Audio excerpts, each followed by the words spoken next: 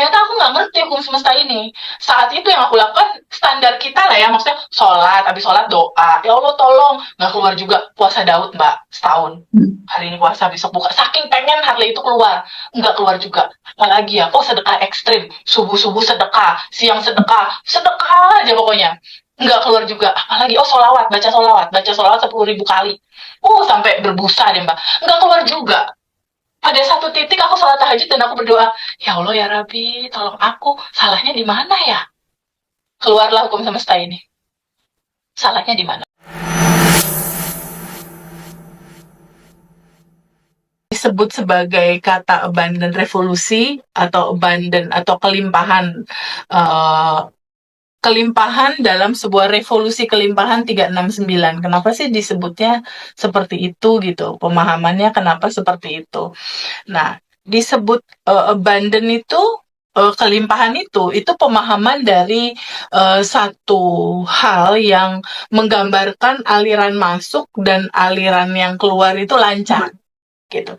Jadi kalau abundant itu bukan misalnya Mbak terima uang, terima properti, terima, kita nampung, itu bukan abundant gitu. Tapi yang dibilang abundant adalah pada saat Mbak V nerima, lalu Mbak V mengalirkan lagi. Ya. Itu namanya abundant. Jadi aliran yang masuk lancar, aliran keluar juga sama Mbak dilancarin, nggak dipampet di Mbak gitu. Hmm. Nggak Mbak pegangin, nggak tersumbat di Mbak Tidak gitu. ditampung ya. Tapi dialirin lagi, itu namanya abundant. Nah, Hmm. revolutionnya itu ada di mana? Revolusi atau hal yang membedakan yang spektakulernya itu ada di mana? Ternyata yang dibilang abundant, yang kita pikir itu bisa kita dapatkan dari luar, kayak misalnya Mbak pengen sesuatu tuh dari luar, dari bekerja, kan dari luar kan istilahnya. Hmm. Ternyata bukan. Ternyata kelimpahan itu ternyata adanya di dalam tubuh Mbak V sendiri. Jadi berkelimpahan itu ternyata itu di dalam adanya. Gitu. Atau ternyata semua apa yang Mbak V mau, keuangan lancar, income lancar, project lancar, bahkan jodoh ada, itu sudah ada tersedia di dalam diri Mbak V. Kita belum terasa mana jodohnya. Nah, itu nanti kita kupas di sini. Ada di mana dia di dalam diri ini, gitu istilahnya. Nah, angka 369 itu angka semesta. Maksudnya angka 39 itu ada di mana? Nanti kita terangkan. Tapi aku mau cerita dulu, kenapa sih materi ini ada? Kenapa sih materi ini tersusun? Itu dari ada ringkasan. Ringkasan di mana ada sebuah pengetahuan yang dilewati gitu. Waktu itu 16 tahun dari 1996 sampai 2012 itu ada sekolah filsafat. Aku ikuti sekolah filsafat. Lalu di 2012 itu ada teknik melepas emosi. Lalu di 2018 aku belajar Diamond Cutter Wisdom. Kalau ini pembicara atau dosennya internasional di 43 negara. Yang ini agak beda, agak dalam, agak seru. Tapi yang nomor satu ini, kesimpulan materinya apa? Kesimpulan materi nomor satu itu cuma ada dia. La ilaha illallah, cuma ada dia. Kitanya fana, kosong. Itu yang satu nih. Nah, kalau yang kedua, sebenarnya judulnya sama, kosong. Tapi menuju kosong harus melepaskan emosi dulu. Kayak marah, kesel, nggak pede, misalnya. Atau khawatir, bingung. Nah, itu harus dilepas dulu sampai kosong. Baru ketemu tentang dia, gitu. Nah, yang ketiga, Diamond Cutter Wisdom, dari rentetannya, ini bercerita tentang kalau Mbak V mau sesuatu, Mbak V harus kasihin dulu ke orang lain, baru bisa mendapatkan. Sama kayak Mbak V ke Indomart, mau makan Silver Queen atau beli Silver Queen, kira-kira Silver Queen-nya dibawa keluar dimakan dulu atau bayar dulu baru terima Silver Queen? Bayar dulu. Bayar dulu baru terima Silver Queen. Nah, pemahaman ini begitu. Lakukan dulu itu buat orang lain, kamu akan menerimanya secara hukum semesta. Itu yang Diamond Cutter Wisdom. Nah, kamu buat dulu imprintnya di dalam pikiran, nanti dia merefleksi jadi kenyataan. Itu Diamond Cutter Wisdom ini. Nah, itu di 2018 aku udah belajar dan sampai sekarang aku belajar. masih belajar terus gitu. Inti dari materi ini, karena workshopnya banyak, workshopnya ada 13 level. Ada workshop 1, 2, 3 itu kalau nggak salah bayarnya 13 juta. Nanti workshop keempat bayar misalnya 5 juta atau 7 juta. Kelima, keenam, materi yang di Bali itu mungkin sekitar 20 jutaan kayaknya. Ketujuh, kedelapan, ada kelasnya itu di Singapura, di Malaysia, di beberapa negara lah. Kalau di Indonesia biasanya pasti di Bali kelasnya, dan itu keren banget karena bule-bule juga ikut belajar gitu. 43 negara kalau belajar. Waktu terakhir itu di Bali itu 700 peserta. 700 siswa yang datang itu sebelum corona. Gese Michael Roach tuh datang untuk ngasih materi, datang. Dan waktu itu kebetulan aku juga bisa hadir di situ. Nah, di ujung pengetahuannya tentang MTINAS, tentang kosong gitu. Nah, terus yang keempat AMC reguler sama platinum sama Mas Firman Pratama orang Surabaya, aku pun belajar. Di platinum ini bercerita tentang kita adalah copy paste dari sang pencipta. Bisa dikatakan kita kreator kecil gitulah istilahnya, kreator yang bisa menciptakan hidup kita juga. Nah, inti dari ini ya tentang kemahaannya dia yang kita pelajari. Nah, yang kelima, letting in Mas Riko, ini belajar tentang kesadaran, tentang ruang kelimpahan, tentang ruang kosong, tentang periferal, tentang kesadaran yang lebih tinggi, tentang kosong juga sebenarnya ini intinya sebagai layar ibaratnya gitu. Nah, yang keenam, ini aku banyak belajar Sedona Method Mbak Lia di 2021. Pertama baca bukunya dulu waktu itu, buku Sedona Method yang dibuat oleh Lester Levinson. Cara melepasnya bagus, dia sistematis. Nah, kalau dulu di periode 1, 2, 3 ini cara melepas nggak runtut gitu istilahnya, tapi disempurnakan sama Sedona Method. Nah, waktu di 1, 2, 3 pelajaran yang ini, aku udah belajar tentang quantum jam untuk manifest dan melepaskan yang aku mau. Nah, tapi di terakhir pengetahuan yang di sini, ini semakin jelas gitu, si tahapan-tahapannya. Nah, keseluruhan materi inilah yang melahirkan materi di sekarang. Gitu. Nah, tapi di 1, 2, 3, di 2018, di 2019, itu bisa dikatakan aku udah manifest hampir seluruh urusan keinginan aku dengan cara quantum jam dan akhirnya dilepasin keinginannya. Waktu itu mulai dari Harley aku nyangkut 1,3 miliar harus bayar ke bea cukai sampai akhirnya pakai quantum jam. Nanti aku ceritakan bagaimana proses quantum jam itu dan keinginannya kita lepas. Itu dalam 1 bulan Harley itu keluar tanpa aku ngeluarin uang sesen pun. Itu contoh pertama yang akhirnya dari contoh itu aku manifest untuk yang lain-lain gitu. Cara-cara itu, karena di quantum jam tuh intinya gimana sih Teh Febi? Inti quantum jam tuh gini, kan keinginan kita masih di masa depan ya. Kayak Mbak Fe pengen menikah kan belum sekarang, masih masa depan dong berarti. Bener nggak? Nah, rasa pernikahan di masa depan itu, rasa bahagianya, rasa kalau seandainya itu terjadi, rasanya ditarik di Mbak Fe yang sekarang. Itu namanya quantum jam.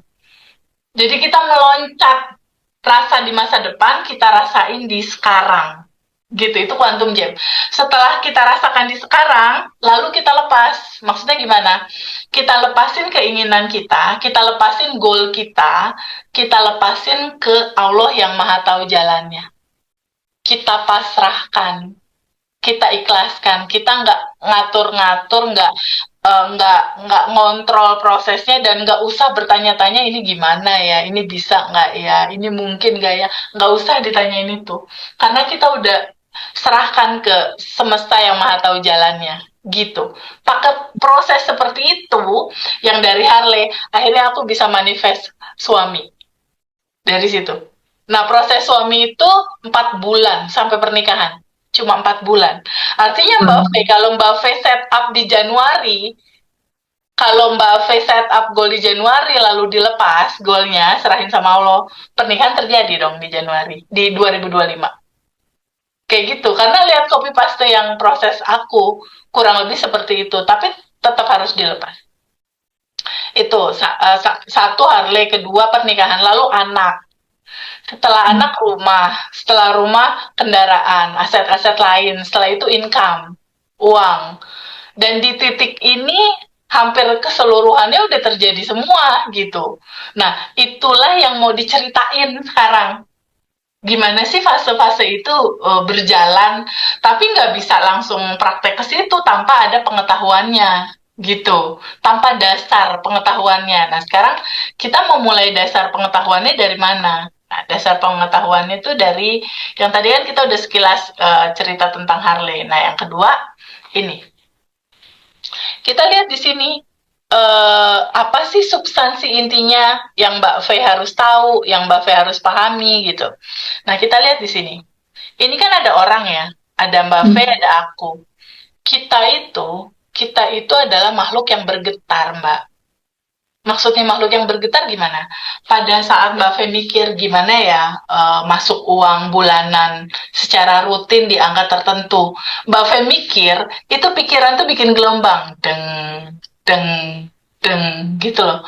Mikirin sesuatu, hati bergetar, dek, dek, dek. Jadi kita tuh makhluk yang bervibrasi, yang bergetar. Nah, getaran rasa inilah yang ditangkap sama semesta untuk diwujudkan. Gitu. Jadi kalau misalnya seseorang itu bergetar di dalam ketakutan, kebingungan, keresahan, kekhawatiran, itu yang ditangkap oleh semesta untuk diwujudkan. Gitu. Nah, itu kita perlu tahu hukum energi nih, hukum energi, vibrasi, frekuensi. Energi itu apa? Energi itu adalah sesuatu yang ada di seluruh alam semesta ini. Kayak Mbak V dan aku adalah energi. Aku, Mbak V, gunung, awan, rumah, mobil, itu energi. Jadi semua itu energi. Dan si energi ini, dia itu mempunyai getaran. Yang tadi aku cerita itu, semua punya getaran. Dan dia semua bervibrasi. Nah, nantinya untuk proses berdoa yang kita lakukan, tergantung isi getarannya apa. Getaran rasa itulah yang tertangkap sama semesta untuk diwujudkan. Kayak gitu. Nah, ini substansi pertama yang harus kita tahu dari materi yang sekarang. Kita adalah makhluk yang bergetar. Nah, di sini kita mulai slide pertama. Slide pertama di sini, siapa sih sebenarnya diri sejati atau diri aslinya Mbak V? Nah, kalau kita lihat di sini, ini ada gambar, kelihatan ya Mbak? Ada gambar siapa diri kita? Ada ya? Ada tulisannya? Oke. Nah, sebenarnya siapa sih aslinya Mbak V? Siapa sih diri Mbak V itu? Sebenarnya siapakah kita gitu? Nah, perenungan pertama mulai dari situ dulu, biar tahu bagaimana kita merealisasikan apa yang jadi pengennya kita, gitu istilahnya.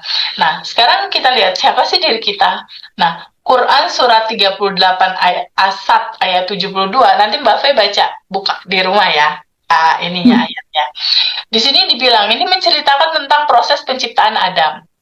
Ya, proses penciptaan Adam atau proses miniatur juga untuk proses penciptaan kita. Sebenarnya kita tuh siapa gitu. Nah, di sini disebutkan, kemudian apabila telah aku sempurnakan kejadiannya dan aku tiupkan ruhku, di sini ini disebutnya ada nih, dan kuciptakan ruhku. Nah, kata ruhku di sini, ini kan sama kayak Mbak Fe bilang, Teh Febi, ini tanganku, ini hidungku, ini kepalaku. Itu kan sama kayak Mbak Fe bilang, Teh Febi ini milik kepunyaan aku. Jadi ini tanganku, berarti kan bagian dari dirinya Mbak Fe. Benar nggak? Ya. Tanganku, bagian dari dirinya Mbak Fe. Kalau Allah bilang, kutiupkan ruhku. Nah, ruhku ini kan ada di dalam dirinya Mbak Fe, ada di dalam diri aku, ruh. Benar nggak?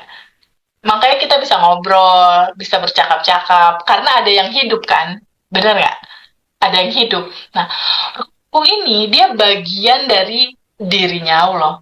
Atau kalau Allah disebut cahaya di atas cahaya. Kita ini adalah percikan cahayanya atau bagian dari diri dia, gitu ya. Atau yang disebut kita itu apa? Kita itu ini entitas langit atau makhluk surga, makhluk langit, atau entitas tanpa batas sebenarnya. Karena kan bagian dari itu, bagian dari kemahaannya Allah. Karena dikatakan kutiupkan ruhku. Jadi bagian dari diri Allah tuh ada di dalam Mbak V, ada di dalam aku, ada di dalam teman-teman semua. Bisa dikatakan kalau Allah yang maha besar atau cahaya di atas cahaya itu adalah ruang yang besar, ruang cinta yang besar. Kita tuh titik-titik yang ada di dalamnya dia gitu. Jadi bagian dari dia. Nah, kalau seandainya kita adalah manusia entitas langit atau manusia entitas tanpa batas, itu aslinya Mbak V adalah itu yang sudah sempurna. Bagian dari dia yang udah sempurna itu, karena kan ini Allah cahaya di atas cahaya, kita kan bagian dari itu kan, berdasarkan ayat ini. Benar nggak? Iya. Nah, artinya, aslinya Mbak V itu dari awal, perancangan DNA-nya, perancangan hidupnya Mbak V, itu udah di set up hidupnya Mbak V, hak hidup Mbak V itu berkelimpahan.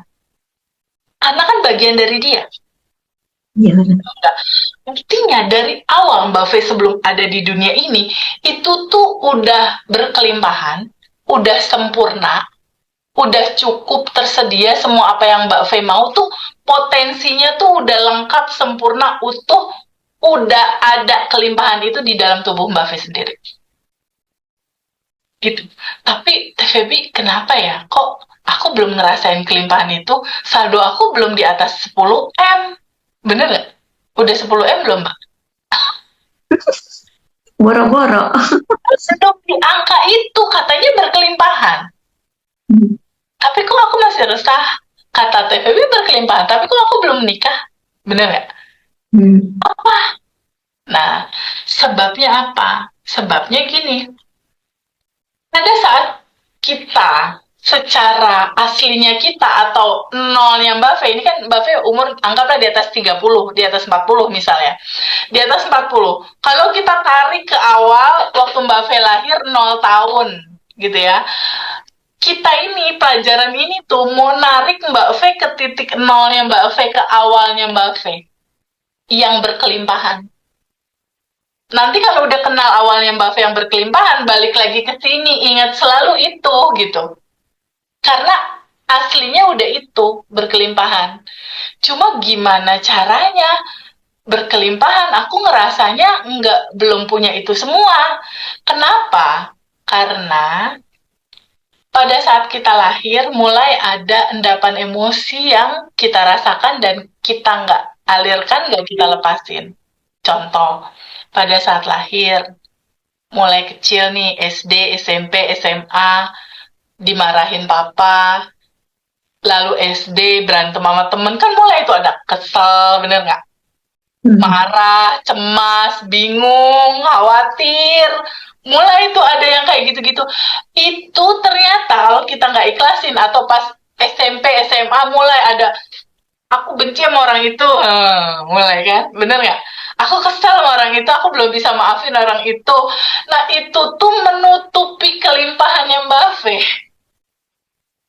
Ternyata yang kayak gitu-gitu tuh kekesalan, kekhawatiran, kebingungan atau dogma-dogma dari orang tua kita. Kamu kalau mau dapet uang, kamu harus kerja keras. Nggak bisa nggak kerja keras. Nah, yang seperti itulah yang membuat gambarannya kayak gini, Mbak. Tertutupi. Ketutup, terhalang. Padahal aslinya Mbak V yang dari sini nih, entitas langit ini kan kayak ada hujan-hujan di sini ya. Kelihatan nggak kayak ada hujan-hujan? Ini tuh mau diturunin untuk ini rasakan. Kelimpahan, kebahagiaan, jodoh, uang, segalanya. Tapi ada payung, ada layer tertutupi, terhalang. Gitu, Mbak. Layer-layer ini apa? Rasa sedih, cemas, khawatir, takut, marah dipendem, sakit hati, ketutup sama ini ya. Tapi kalau udah terlanjur ini ada gimana? Gitu kan pertanyaan itu. Biar kelimpahan aku rasakan TVB, biar aku bisa menikah, kelimpahan terbuka, jodoh terbuka. Iya itu, makanya kan kita kelas sekarang. Untuk pada akhirnya kita lepaskan payung ini dan kelimpahan terasakan nyata. Kita alami. Ini indah banget ya Mbak Fe, karena ini udah batch beberapa, batch 1 testimoninya udah banyak banget teman-teman yang berhasil. Iya, makanya tertarik mau ikut gitu.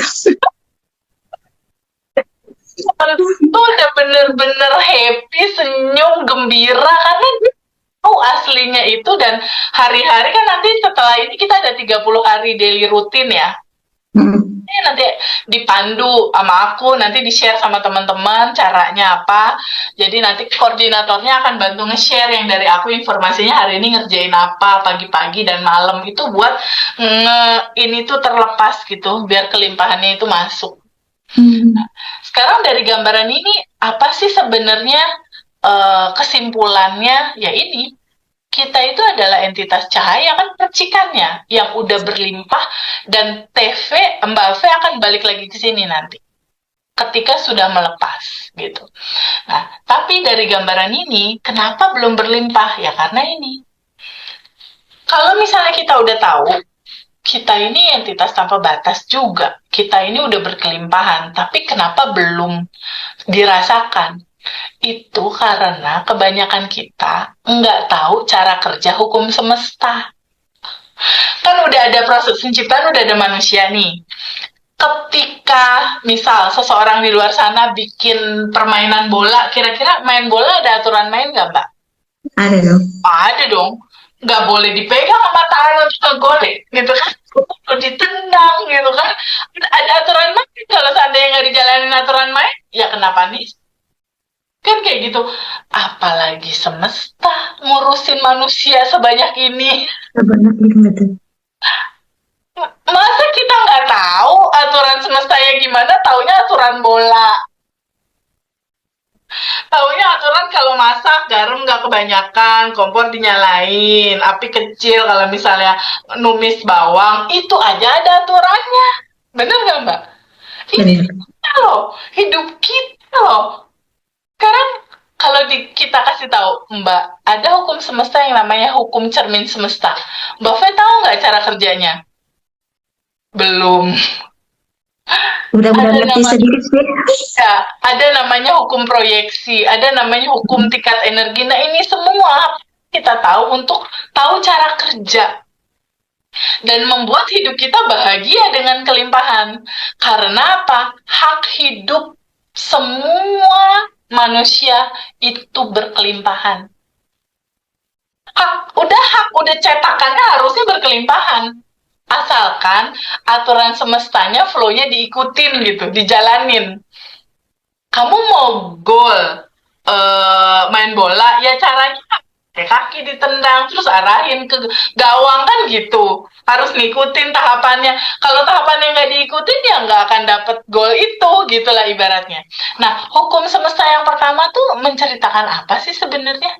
Kayak gini Mbak, contoh yang motor Harley aku itu ya, yang belum, yang motor Harley aku itu yang waktu itu tuh sempet nyangkut, tapi dia tertunda keluarnya karena aku nggak tahu hukum semesta ini. Motor itu lama nyangkut sekitar 1,5 tahun. Hidupku waktu itu bingung, stres, cemas. Iyalah, orang kudu ngeganti 1,3 M. Sedangkan pada saat 2019 waktu lalu, buat susu anak aja aku masih harus berdoa. Ibaratnya ya, 2019 loh. Belum lama itu, baru kemarin-kemarin. Ternyata aku nggak ngerti hukum semesta ini.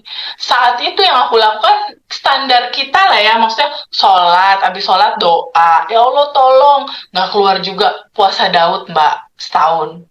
Hari ini puasa, besok buka. Saking pengen Harley itu keluar, nggak keluar juga. Apalagi ya, sedekah ekstrim. Subuh-subuh sedekah, siang sedekah, sedekah aja pokoknya. Nggak keluar juga. Apalagi, solawat, baca solawat 10.000 kali. Sampai berbusa deh Mbak. Nggak keluar juga.